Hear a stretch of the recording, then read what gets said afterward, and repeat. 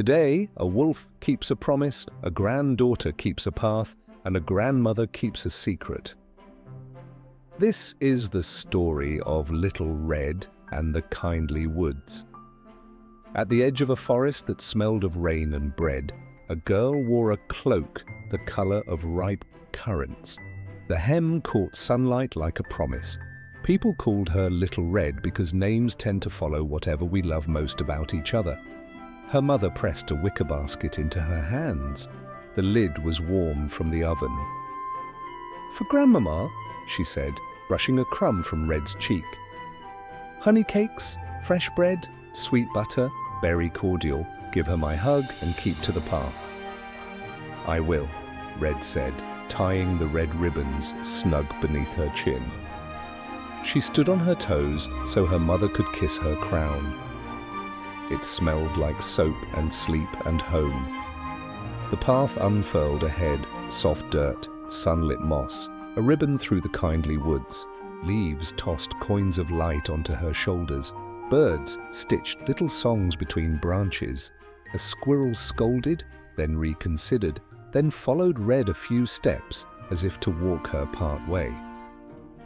"Good morning," said a voice from the shade. It was deep in a gentle way, like a cello played softly in another room. Under an oak, a grey wolf sat with polite stillness.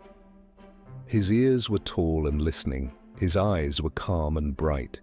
He did not startle the birds. "That cloak," he added, "is the happiest Red I have ever seen." "It was Grandmama's gift," Red said, making a small curtsy because she liked how it felt to be gracious. "I'm bringing her treats. She's not feeling well.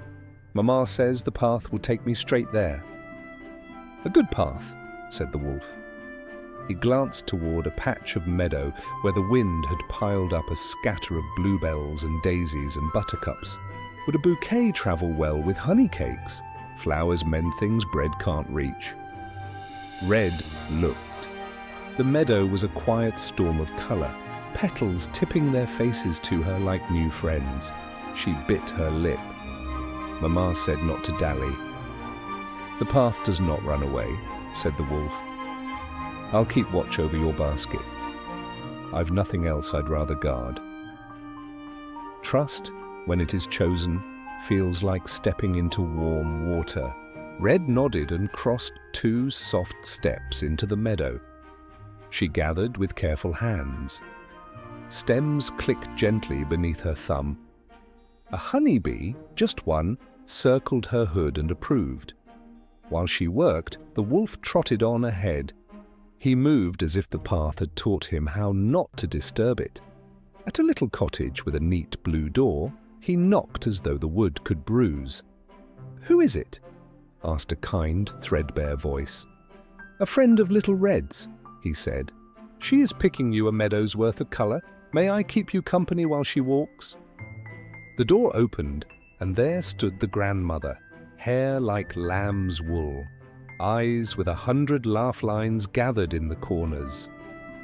Recognizing him as the quiet watcher of the Western Ridge, she smiled. "A good day to you. Come in, friend." The wolf dipped his head and told the small truth he'd carried for a long time. People hear my footsteps differently than I intend them. I was thinking, perhaps we could plan a gentle mischief. A borrowed nightcap, a shawl, a surprise for a girl who has kept her promises. Sometimes the heart needs to be startled into joy. Grandmother's eyes brightened like lamplight. "We'll make her laugh," she said, already rummaging for ribbons. "And laughter," she added, "is a spoonful of medicine the doctor forgets to prescribe." By the time Red reached the cottage, arms full of wildflowers and cheeks warm from running, the door stood slightly ajar. "Grandmama," she called, stepping into the cooler light of the room. "Come in, my dear," answered a voice that was tugged downward by a pretend cough, but still sounded like the person who taught Red the names of constellations. A shape rested in bed, shawl tucked high, nightcap dipped low. Red set the basket on the table, arranged the flowers in a jar, and turned. "You sound different," she said, smiling, because love makes us brave enough to notice out loud. "All the better to greet you with," said the figure, a chuckle hiding in the edges. Red moved closer and folded onto the quilt, careful not to wrinkle Grandmama's favorite square. "My, what big ears you have today. All the better to catch your best songs," came the answer. "And those eyes, so bright. All the better to see how the woods have grown you a little taller since yesterday." She took the large, warm hand under the shawl. "And what strong hands you have. All the better to hold you steady when the world feels wobbly."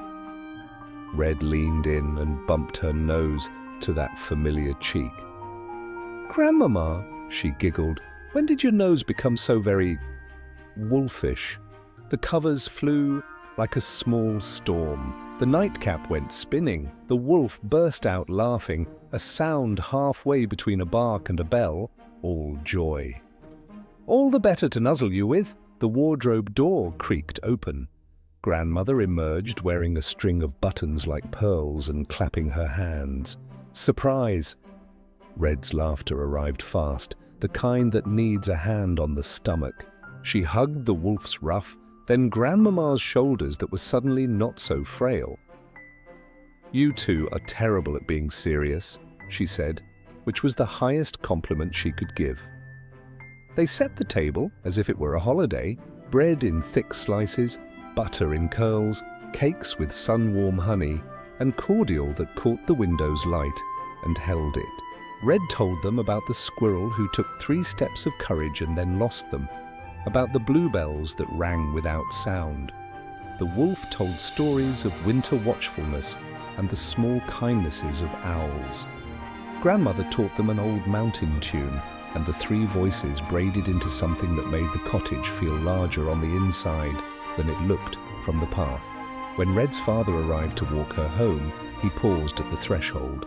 The song had a verse he'd known as a boy, and he hummed the harmony before he remembered to knock. Then there were more hugs, one for staying on the path, one for the flowers, one for being exactly who she was.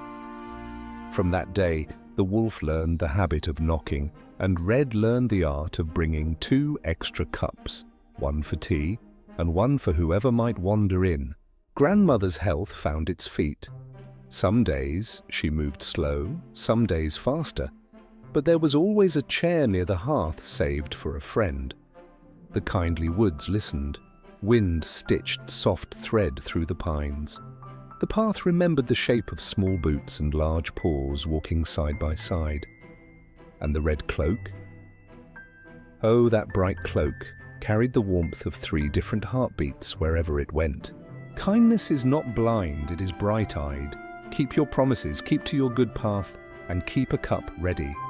The world is full of friends you haven't met yet, and laughter is a medicine that shares itself.